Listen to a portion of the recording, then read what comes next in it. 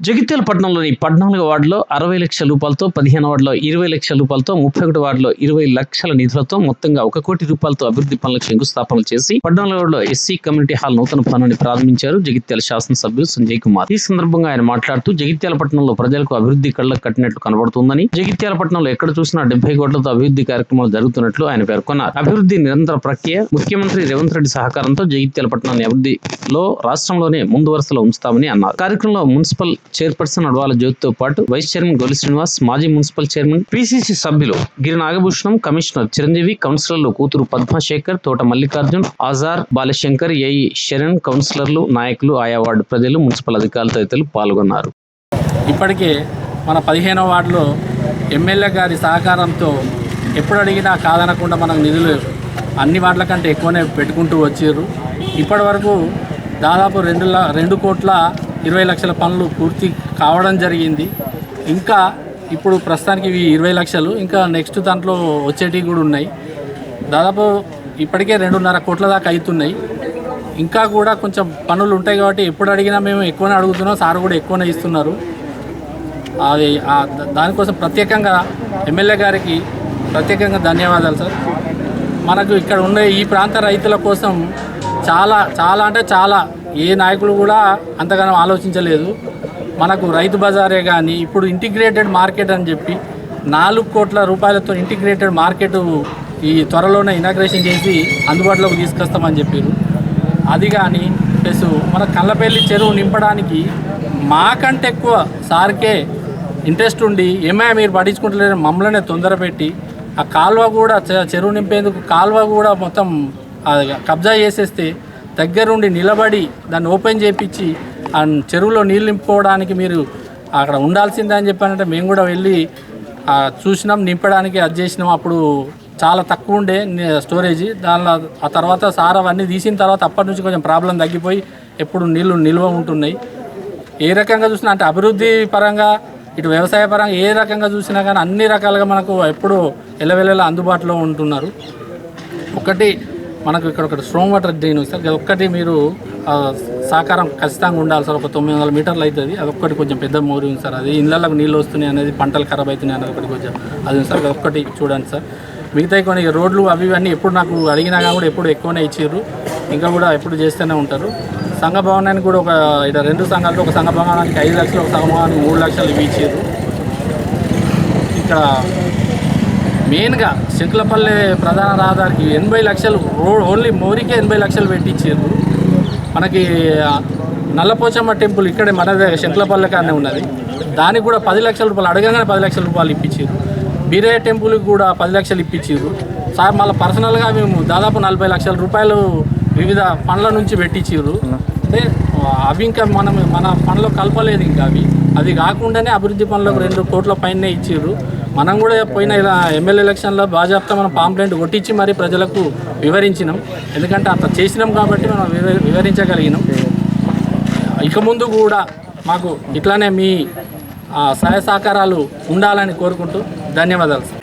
ఇప్పటికీ ఈ 5 సంవత్సరాల కాలం మేము గెలిచి 5 సంవత్సరాల కాలం జనవరి 26కు పూర్తవుతుంది. ఈ 5 సంవత్సరాల కాలంలో మేము సంజయ్ అన్న గారి ఆధ్వర్యంలో మన మున్సిపల్ నిధులతోని పట్టణ ప్రగతి, డిఎంఎఫ్టి, టిఎఫ్ఐడిసి ఇవన్నిటితో ఇప్పటి వరకు 2,34,00,000 పనులు పట్టణంలో అభివృద్ధి చేశారు.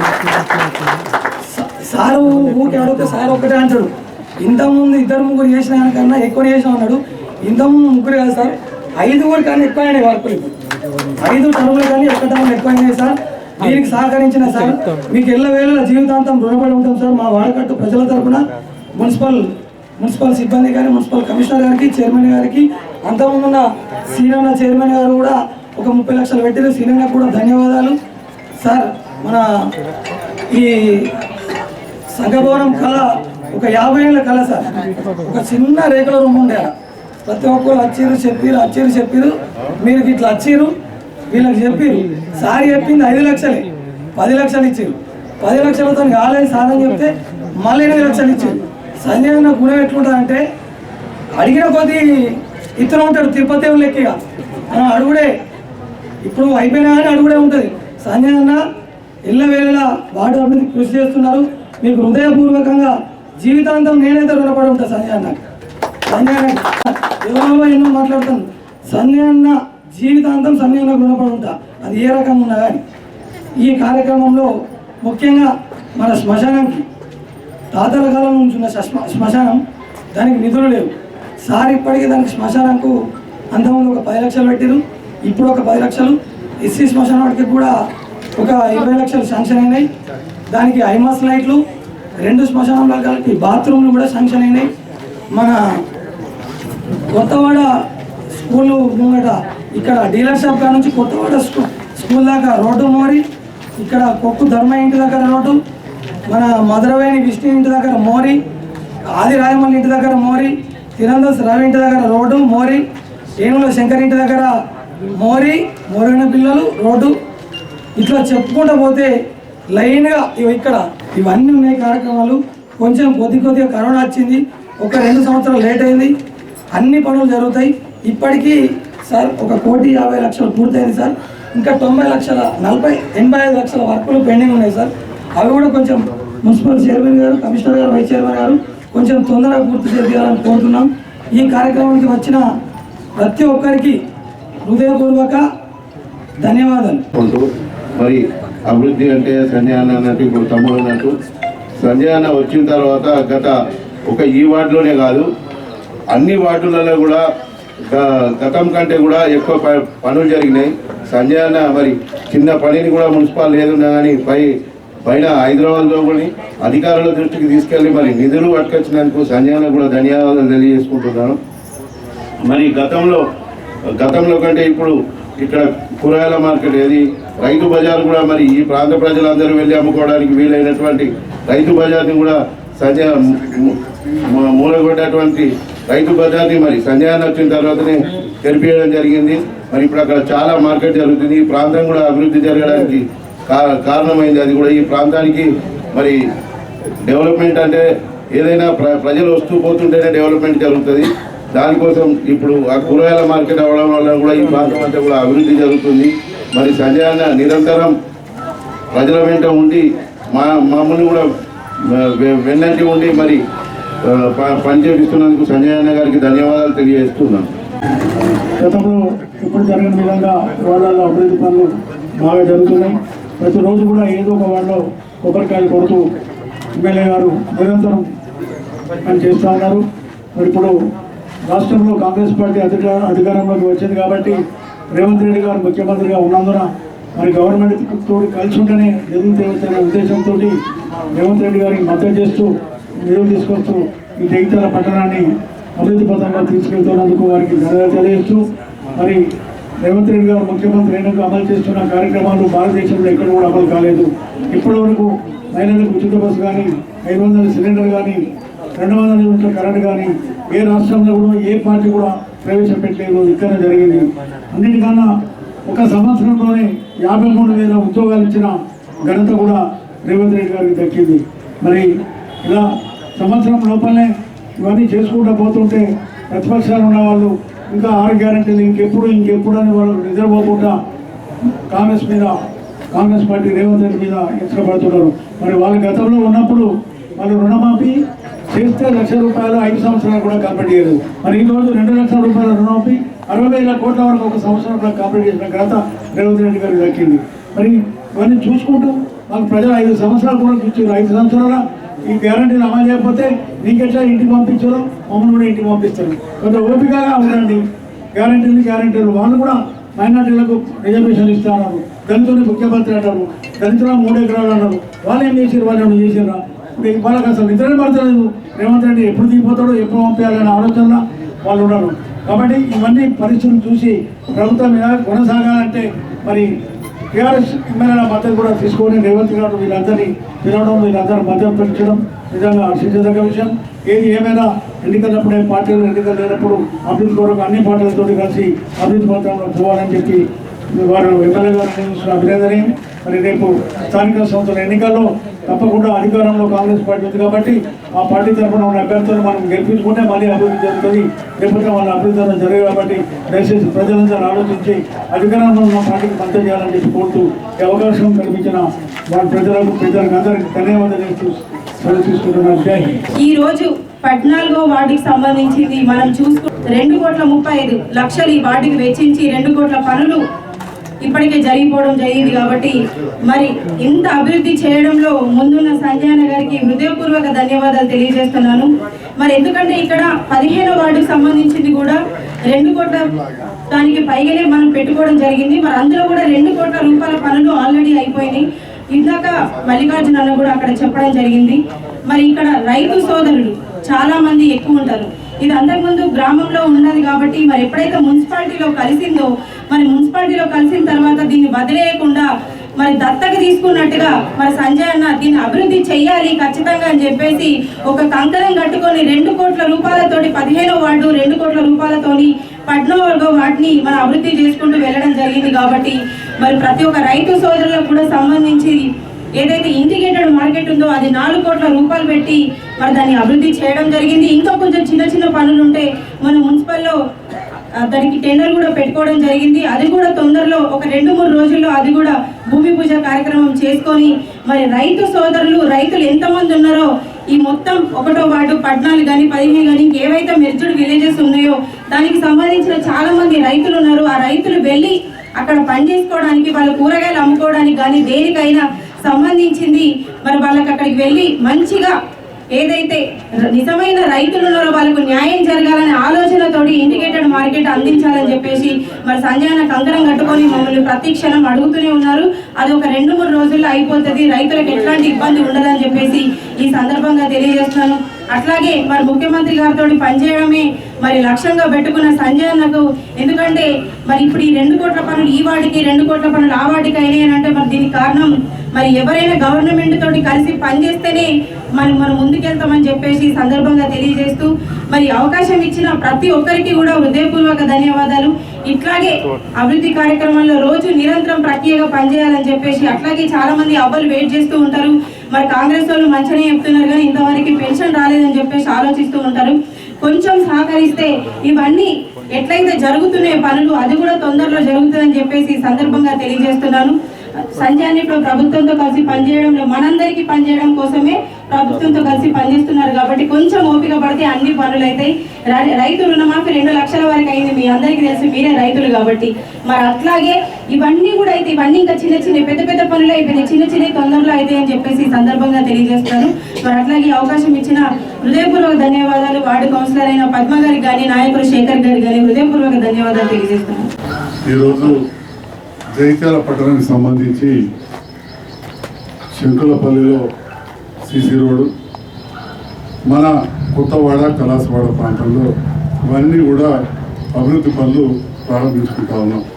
దాంతోపాటు ఈ ప్రాంత వెనుకబడ్డ వాళ్ళకు సంబంధించి కావచ్చు, దళితులకు సంబంధించిన శ్మశాన వాటికలు కూడా బాగుందని చెప్పి ఆ కార్యక్రమం పెట్టుకుంటాం.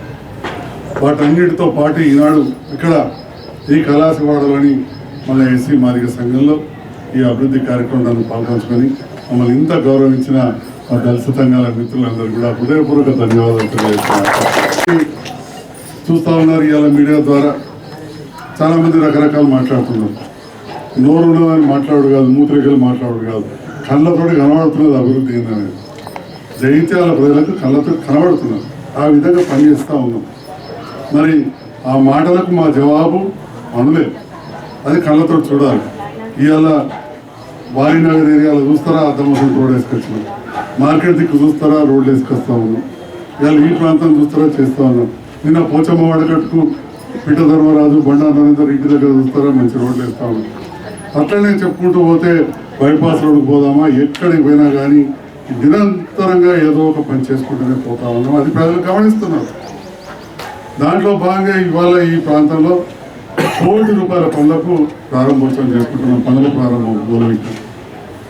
ఈ కళాశాల, ఈ సంఘ భవనం, ఈ స్థలము, ఇక్కడ సమస్య నాకు చాలా ఎన్నికలు తెలుసు. ఎందుకంటే ఈ భూములు మా ఇంటి దగ్గర ఉన్న పెద్ద మనిషి మరి ఇప్పుడు లేరు, చేతులు మారినాయి. మీరందరూ కూడా సామరస్యంగా వాళ్ళని ఒప్పించుకున్నారు. ఇప్పుడు సామరస్యంగా వాళ్ళతో ఉండి సంఘ భవనం కట్టించుకున్నాం. ఇక్కడ చాలామంది పేదవాళ్ళు ఉన్నారు. అందులో 60 మందికి డబుల్ బెడ్రూమ్ ఇల్లు అయితే 8 మందికి మన కళాశాల దళితులకు కూడా వచ్చినాయని చెప్పి ఈ సందర్భంగా సగర్వంగా చెప్తున్నాం. బాలశంకర్ చెప్తుంటాడు, అక్కడ మాదిగ సంఘం అధ్యక్షుడు ఉప్పారెడ్డి చెప్తూ ఉంటాడు, ఈ ప్రాంతం నుంచే మా అంతర్గామ ఆడబిడ్డ కూడా ఉన్నది, మా సర్పంచ్ గారి భార్య వచ్చిన చాలా చూస్తారు. నా కుటుంబం నుంచి వచ్చిన కాడ వాళ్ళు ఉండే కాడ కూడా అంతర్గామంలో అక్కడ ఇందిరమ్మ ఇల్లు కట్టించాం. గాంధీనగర్ కట్టించిన సందర్భంలో కూడా వాళ్ళు చెప్తూ ఉంటారు, అప్పుడు మా తాత పార్లమెంట్ సభ్యులు నాకు అవకాశం ఇచ్చారు.